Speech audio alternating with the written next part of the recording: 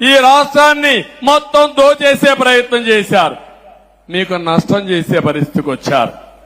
అయితే మీలో చైతన్యం వచ్చి రాష్ట్రాన్ని కాపాడుకోవాలని నిలబడి మొన్న ఎన్నికల్లో ఊహించిన విధంగా చాలా మంది ఎన్నికల ముందు భయపడ్డారు. కానీ పోలింగ్ స్టేషన్కు వచ్చిన తర్వాత ఒక సైలెంట్ రెవల్యూషన్ వచ్చింది, పెద్ద ఉద్యమం వచ్చింది. చరిత్ర తిరగరాసే అవకాశాన్ని మీరు తీసుకున్నారు.